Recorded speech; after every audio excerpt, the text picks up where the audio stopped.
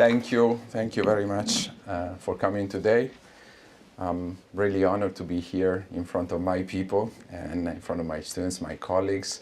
Also because this book is born out of the conversations that we had during the years in class and outside of the class. So it's really in dialogue with you that this text took shape.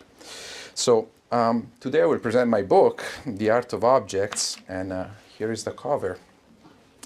The book deals with the art of objects. So how industrial objects became pieces of art, bearers of meaning, and symbols of a way of being modern. And it's also about the birth of industrial culture. So how industry became producer of culture, of meaning. My talk tonight will be divided in three parts. So first, I'll offer some remarks on the method of my book. Second, I'll analyze a few case studies that are part of the chapters of the book. And in the third part, I'll draw some conclusions. So the object of my research is the period in between the end of Italy's Risorgimento, so the process leading to Italian unification in 1861, and the early years of Fascism, which began in 1922. This age is commonly referred to as decadentismo, following the reading of the Italian philosopher Benedetto Croce, who in the late 1920s identified a posteriori the fin de siècle as a period of irrationalism, degeneration, and crisis, ultimately generating fascism. So watch out, because the word decadence, decadentismo, in Italian means only decay, whereas in English it means both luxury and decay. So that chocolate was decadent. It means that it was great. Okay, so the metaphor for this state of luxury and decay in that period was the city of Byzantium, so the city of Constantinople, which was in a state of constant decay for 1,000 years. But it's also a city which we associate with luxury, wealth, and kind of precious kind of style of lifestyle. So decadentism in the Italian context means only something that relates to decay. But there is also the other part that I want to kind of emphasize also tonight. In fact, this age is also referred to, on the other hand, as the age of modernism, or Belle Époque, characterized by rapid industrialization, a plethora of new inventions, and a spread thrill for modernity.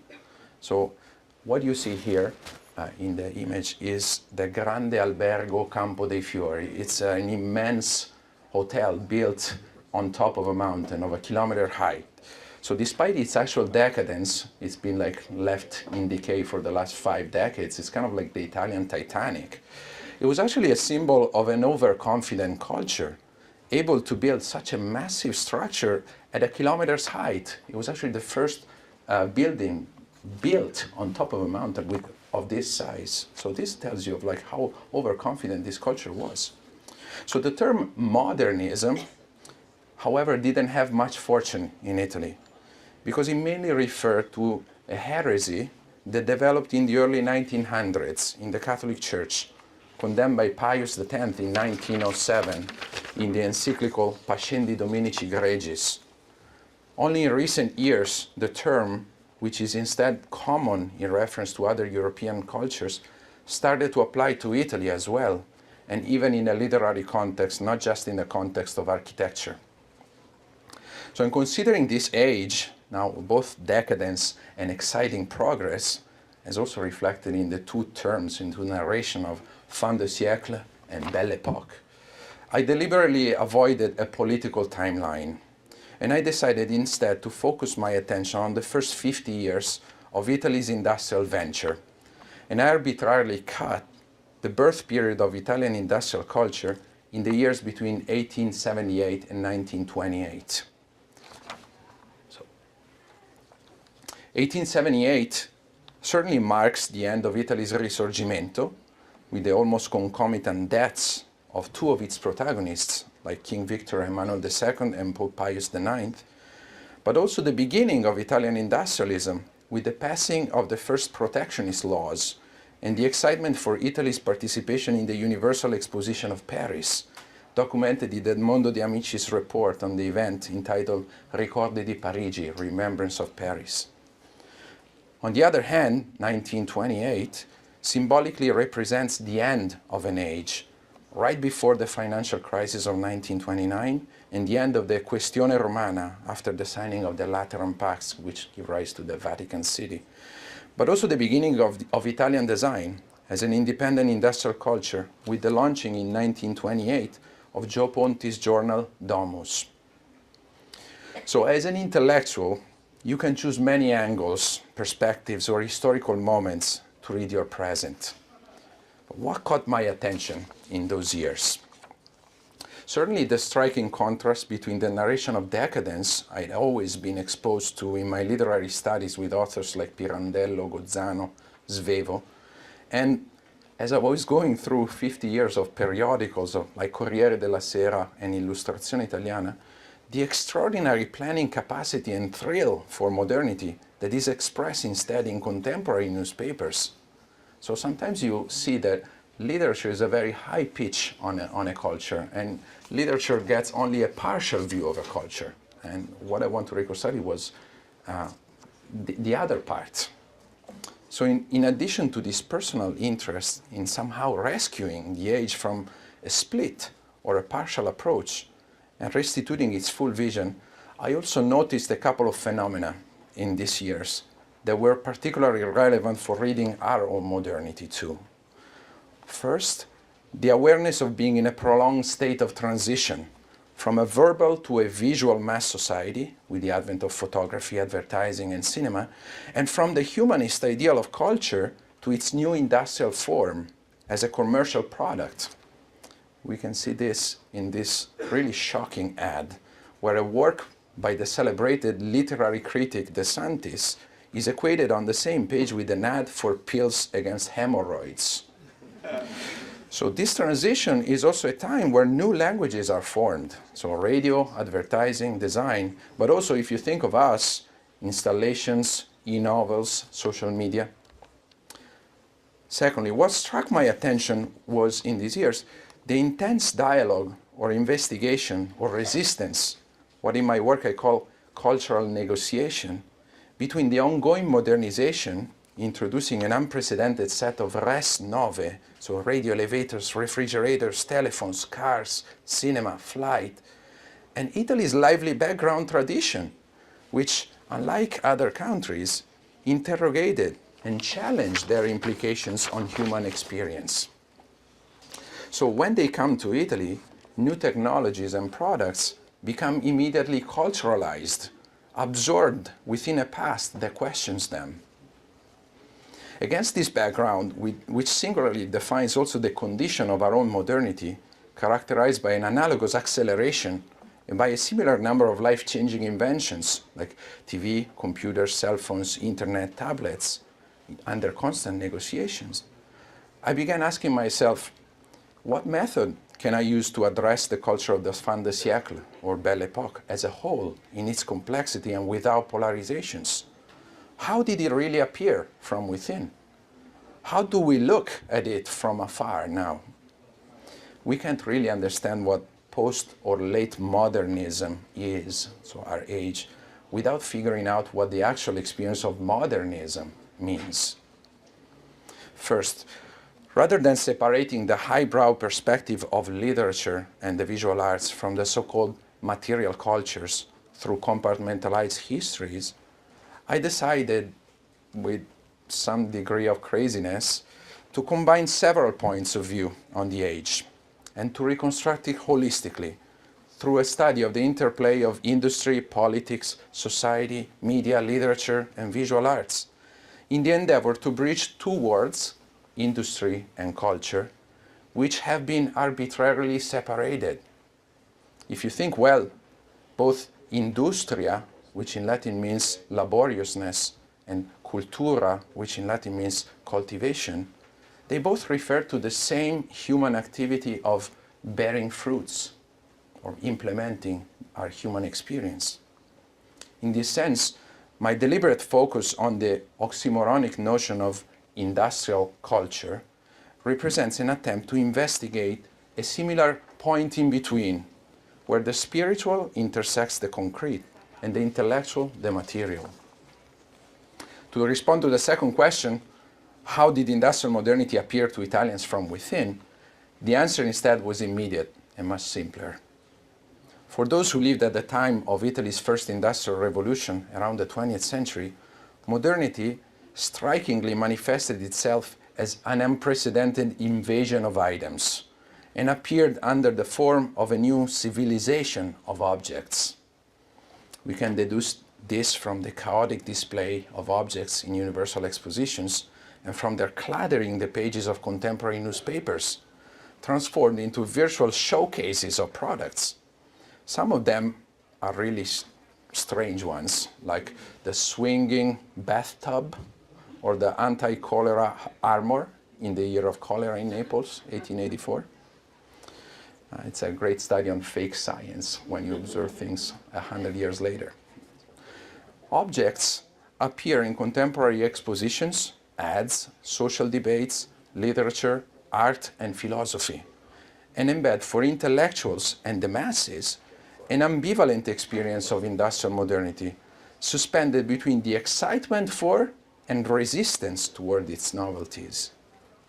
As commercial items start to enter the space of literature, they convey for Italian readers the impression of modernity as a phantasmagoric and ephemeral museum or theater of items, as documented in the early record of de Amici's visit to the 1878 Paris World's Fair, or later in Aldo Palazzeschi's poem La Passeggiata. So I'll read you the translation of the first quote.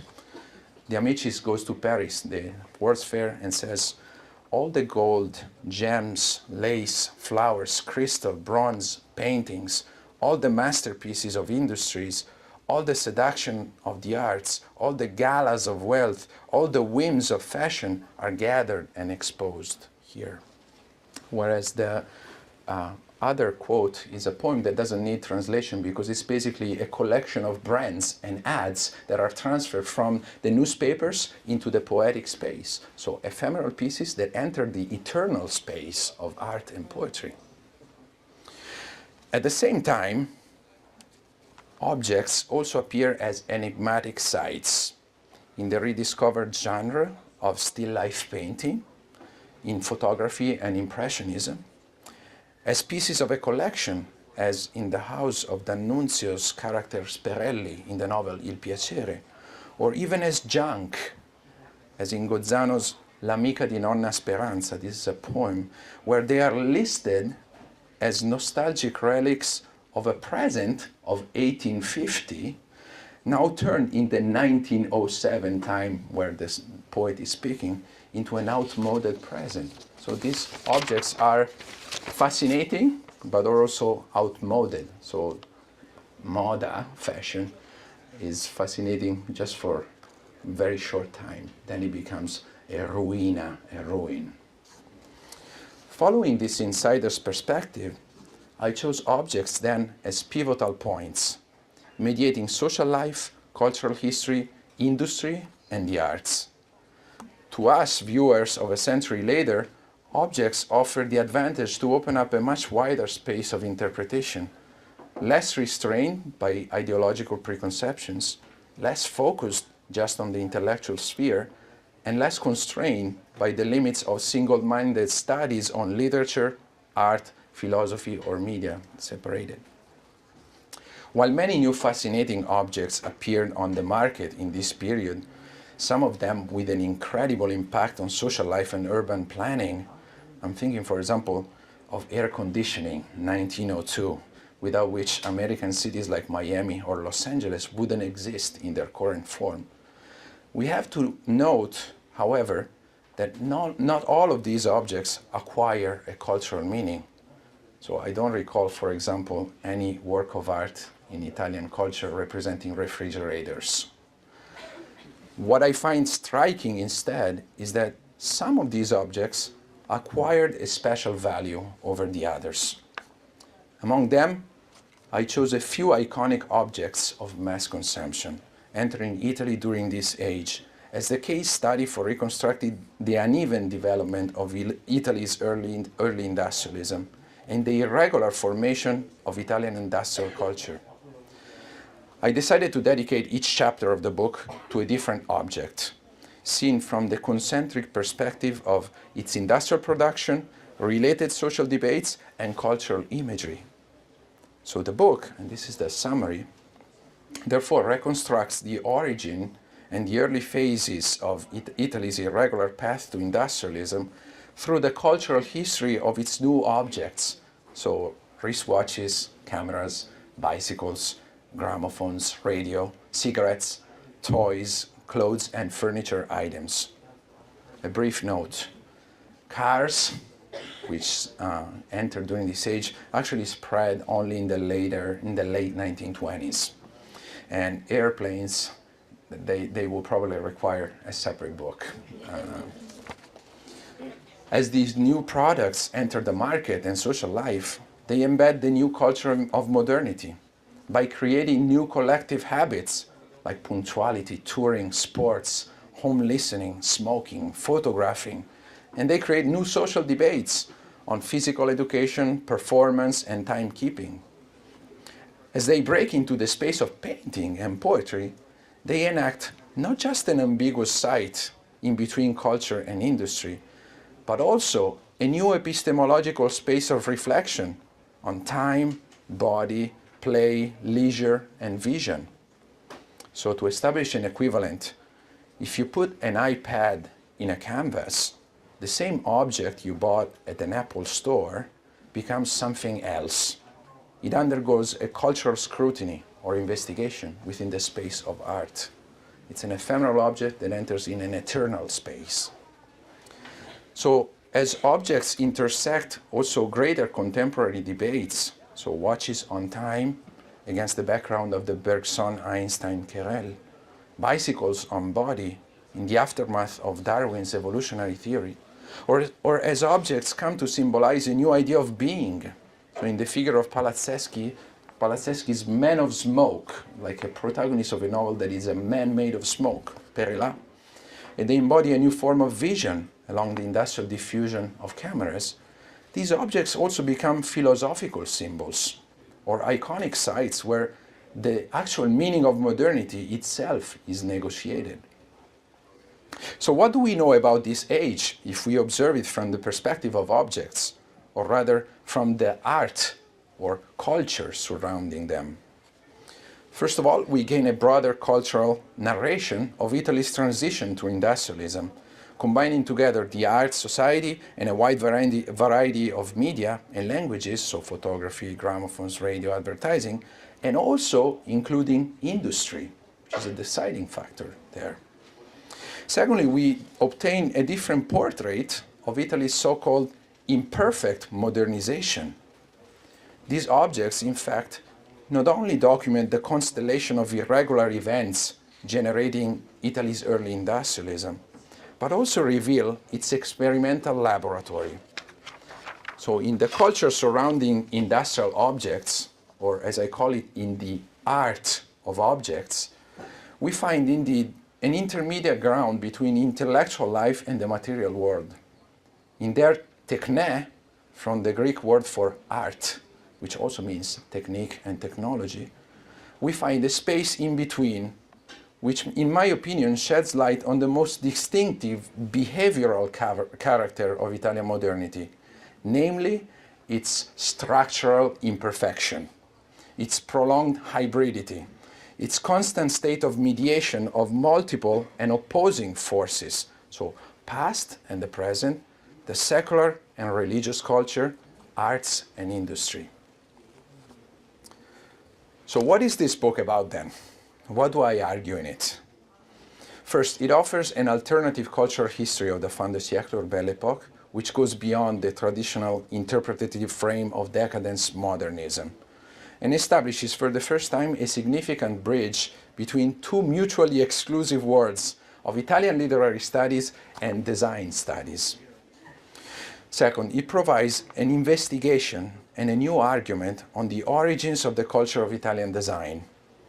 So while some scholars identify the origins of design in rationalism and the Novecento movement in the 1920s, or others in futurism and the evolution of the liberty style, I locate it instead in the experimental and irregular industrial culture generated around objects since the beginning of the Industrial Revolution. Third, the book proposes an inquiry into Italy's original way to industrial modernity, allowing us to define its characters, that is, to identify the roots of its successful model in the aftermath of World War II, and to observe the present changes in our culture. So, design and industry are intellectual endeavors, as much as culture is an industrial reality. What I argue in the book is that Italy's so-called incomplete modernity does not mean a flawed one.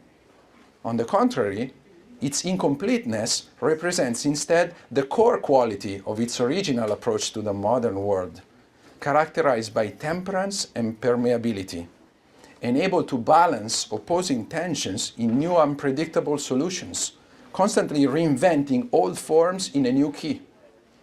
So Italy's creative success is indeed born in the soil of its perennial state of crisis, ever generating a sense of unending restlessness and therefore creative urgency. In this sense, from its origins to its success in the years following World War II, Italian design emerges as an aesthetic force for the quest of new solutions. If you think well, its flourishing against the backdrop of Italy's continuous political crisis since 1945 follows the same dynamic of the Renaissance itself, which developed in the 16th century as an extremely sophisticated aesthetic language on top of the same background of Italy's military and political collapse. So how is this narration unfolding together? Every chapter starts with an episode, which opens up a space of reflection on the Italian social and cultural history of those years, and continues with the history of the objects that are often reinvented from a previous tradition, combined with the narration of their industrial development in relation to entrepreneurs like Senatore Borletti, Edoardo Bianchi, Davide Campari, Giulio Ricordi, Vittorio Alinari.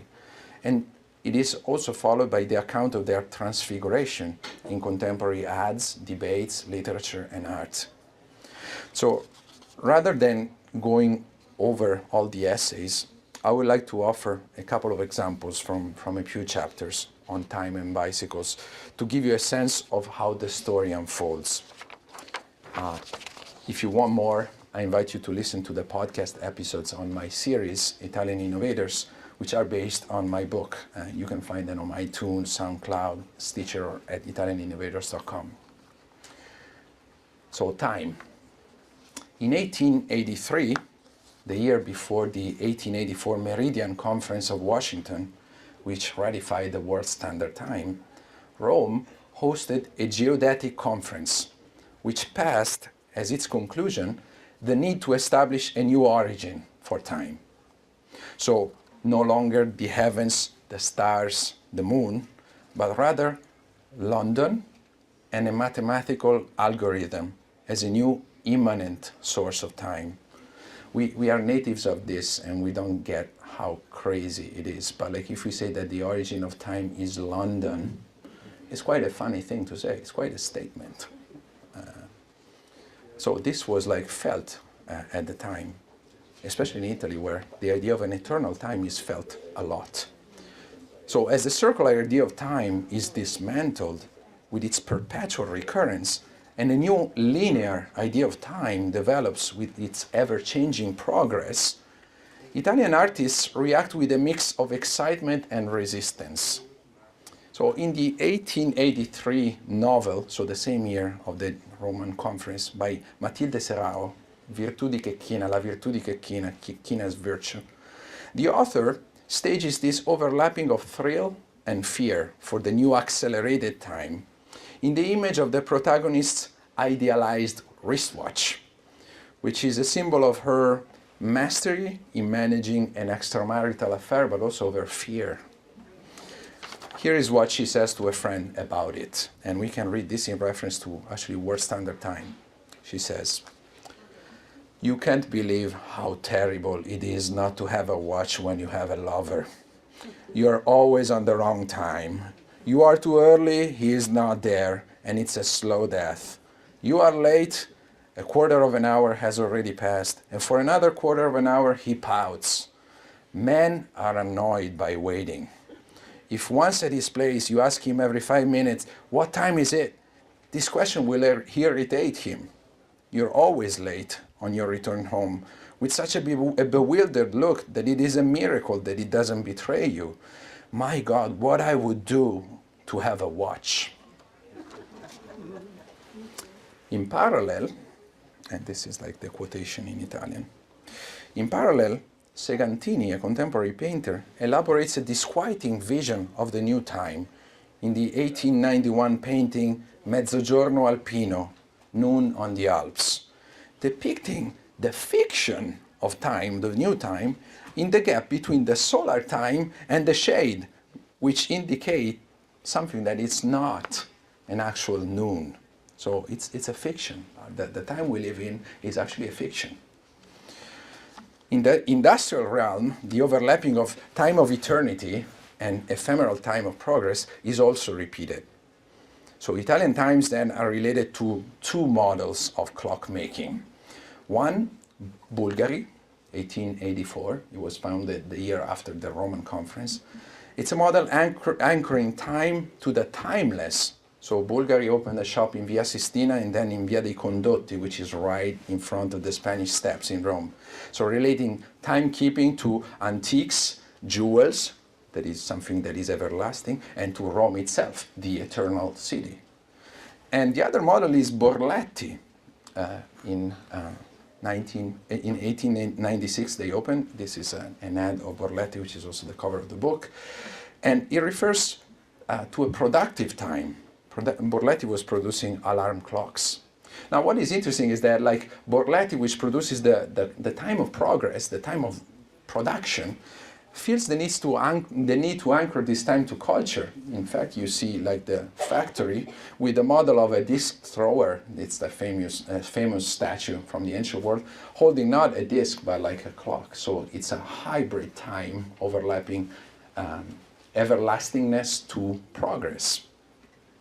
Now, Borletti will be involved in the relationship with D'Annunzio, the Italian greatest poet of the time. And Borletti will actually ask D'Annunzio to name his business.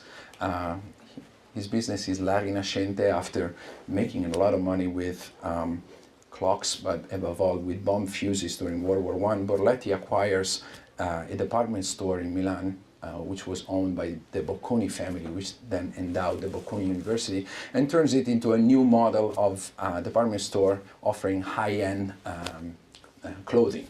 And D'Annunzio, the poet, is the one who gives it the name, the brand, La Rinascente, the resurgent. Now, Borletti manages also to acquire the rights of the publication of D'Annunzio's works. He was the coolest, hottest author in Italian literature, and he gives the text by D'Annunzio to a relatively unknown typographer. His name is Arnoldo Mondadori. And Mondadori publishes D'Annunzio's works and becomes pretty much what is like the most renowned Italian publisher nowadays. So industry is always anchored to culture. Now, modern Italian times are also, in their overlapping of eternity and progress, are really an enigma, we can say, with the metaphysical painter Giorgio de Chirico, who designed in 1911 the so-called Enigma of the Hour. It was like the 50th anniversary of Italian unification, and here is what he comes up with, the Enigma of the Hour. This is what is shown here, especially in the clock that you see on top of a station, train station. It's a hybrid time of everlastingness. So this is a stock clock that will always remain at 2:55, probably p.m., even though the shade is not the shade of a 2:55 p.m. And at the same time, it's a time of progress, because this is like at 2:55 p.m. on a train station. So it's a time that indicates something that is going. So it's a hybrid time of eternity and progress. And at the same time will be staged by fascism itself, which later will conceive itself as a secular religion in between immanence and transcendence. Now, bicycles. So in 1893, and this is the episode where I start from, Milan organized a cyclist congress, which created a great buzz in the city. Not only because of the bet of a famous cyclist, Luigi Masetti, to go to the Universal Exposition of Chicago in his bicycle and report about it on Corriere della Sera. So kind of a Jules Verne kind of narration. But also because during the conference there was a split between 2 points of view about the new invention, bicycles. The one, velocipedismo, focused, like connected bicycles to racing. The other, biciclettismo, connected bicycles to touring. So after the creation by Edoardo Bianchi of the bicycle, so the model with 2 wheels of an equal size in 1895, the Congress of 1893 started the process of culturalization of cycling, of the product. So in 1894, the year after, the Touring Club Italiano was founded around biciclettismo. And here we have like the cover of the magazine of the Touring Club, which is designed by Umberto Boccioni. He's one of the top painters of Italian art in the 20th century, who opens up with the first issue of the magazine of the Touring Club with the design of paving a road. Okay? The idea of like culturalizing asphalt, the road, which is kind of a brutally industrial means of connecting 2 places. But it becomes culturalized. And then a couple of months later, he actually designs the ad for Bianchi. Now, if we have like the top Italian painters that is designing an ad for a brand, for an object, it's like saying, well, Jackson Pollock is designing like the last commercial item that you buy in whatever department store. So this is a model, something that is interesting. So on the one hand, Touring Club Italiano, and from velocipedismo, there is the creation of Gazzetta dello Sport, which is the newspaper that generates the Giro d'Italia, the cycling tour of Italy. So the Giro d'Italia would be the outcome of this velocipedista movement. And like tourism, both of them, they enforce the same idea of exploring the national body and setting it in motion. So the stages allow you to tour around Italy and get to know it and set it in motion through bicycles. It's quite incredible that bicycles also started to appear in literature and in painting, defining the fear and excitement toward a new idea of culture, no longer transcendent and circular, but rather ephemeral and tied to current trends related to fashion.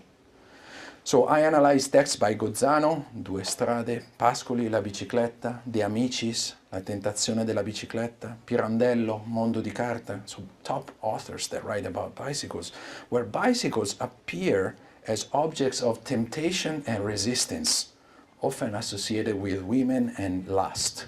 So like the golden wristwatch, they indicate a modernity that is desired but also feared.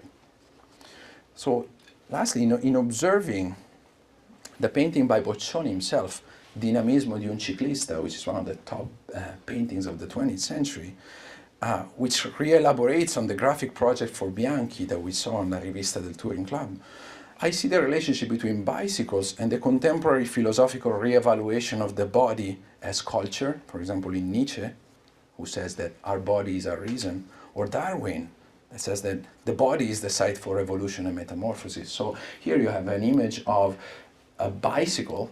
This is the cyclist, the 2 wheels, how the same bicycles becomes an abstract concept indicating the energy, the muscularity, the movement of our modern life as a whirlwind of things, okay?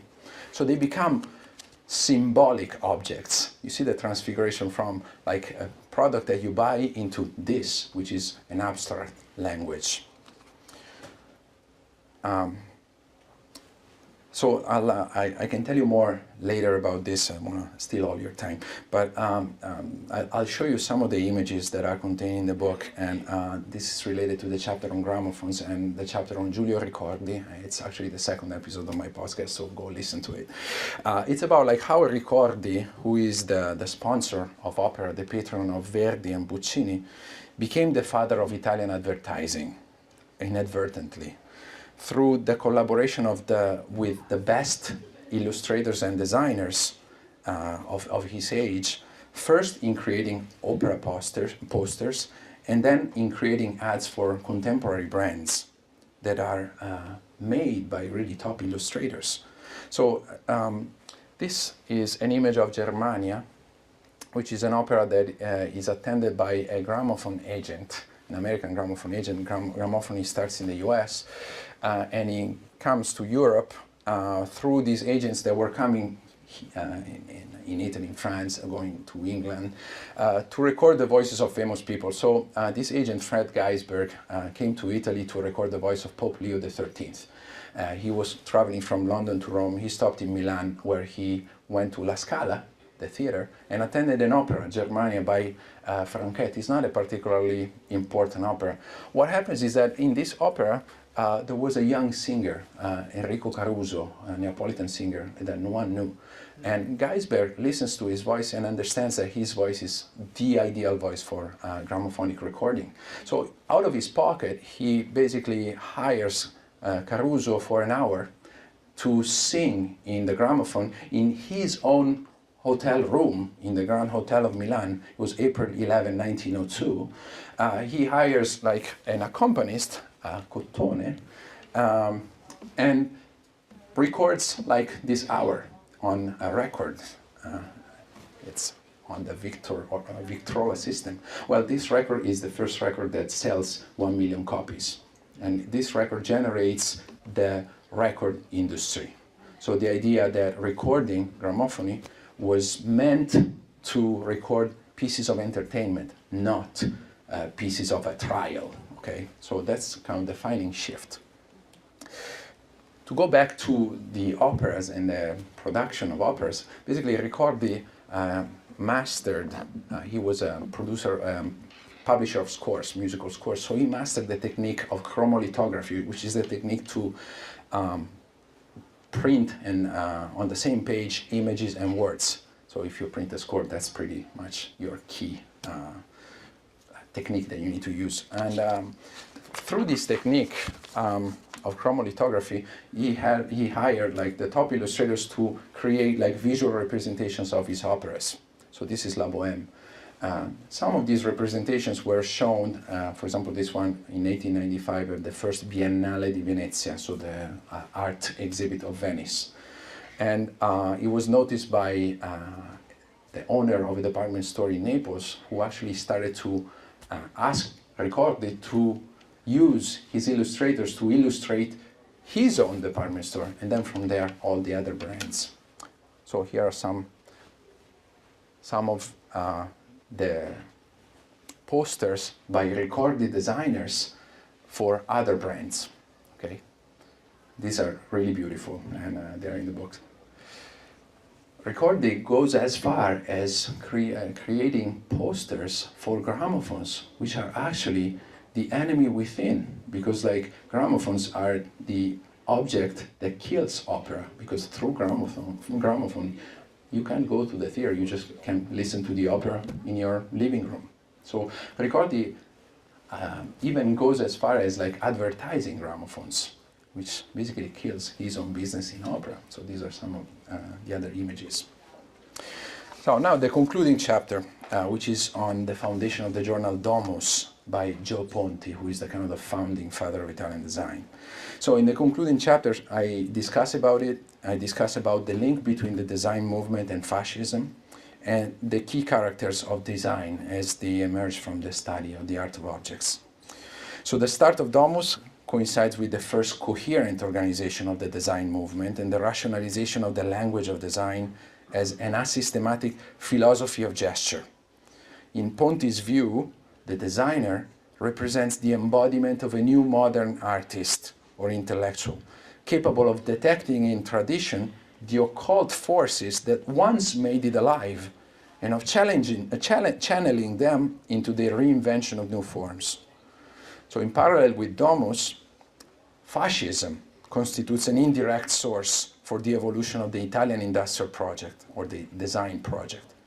On the one hand, the regime's nationalist need to promote an Italian original style forces Italian designers to actually define Italy's distinctive elements in the design of space, as in Ponti's idea of la casa all'italiana, the house done in the Italian way, or of clothes, with the creation of the Institute of Italian Fashion. On the other hand, the imposition of autarky and the scarcity of raw materials puts in place an experience of limit, which paradoxically launches an inexhaustible creativity and the quest for new solutions. An example of this dynamic can be detected in Alfonso Bialetti's coffee machine of 1933. It would be an episode of Italian Innovators, which transformed the alternative and light metal of aluminum into a platform for one of the most iconic technologies and aesthetic pieces of Italian design. So in conclusion, what are the characters of Italian design that emerged from this study? I named them pretty rapidly. 1, collusive capitalism. So made of family ties and irregular collaborations and commissions without any specific master plan, as it happens instead somewhere else. 2, eclecticism, which is born of the layering of styles in Italian urban spaces. If you go into a Roman church, you will see a space with medieval, Renaissance, Baroque styles all together, and they don't have anything in common one with the other. So this eclecticism, which creates a creative state of constant experimentation. 3, the idea of pursuing distinction from standard, or in other terms, a radical quest for uniqueness as an attempt to originally synthesize Italy's participation to the present modernization with its need to safeguard, but not sacralize, its long past and tradition. And the last one is the aesthetic or cultural surcharge. So the discourse on beauty can be a little bit tricky. Beauty is not a patrimony which is unique to Italy, as sometimes a certain kind of rhetoric wants us to think. But Italian beauty has a distinctive character in its hybridity, or rather in its temperance, in combining opposing forces, so pagan, Christian world, the old, the past, into new synthesis, always. So in conclusion, what is the character of Italian modernity as it emerges from the development of design? The aesthetic design of objects, or as in my title, the art of objects, certainly constitutes a way to find a competitive niche for Italy's belated industrialism. But most importantly, it also envisions a cultural model of a restless modernity, in continuous state of self-adjustment, unceasingly searching for new unpredictable styles out of the fusion of past and present. So succinctly, we can just say, from the design of an Italian style in objects to designing an Italian way to modernity. Rather than a weakness, thus, this prolonged incompleteness defines the distinctive character of Italy's early industrial age and the structural condition for its later success in the post-World War II years. The Renaissance of the 20th century in Italian fashion and design and the ongoing appeal of the artistically driven model of Italian lifestyle are just reflections of Italy's so-called incomplete modernity. So these are just a few initial thoughts on my work, but if you have questions on the general idea or on the specific objects or any other curiosity, I'll be happy to answer now. Thank you.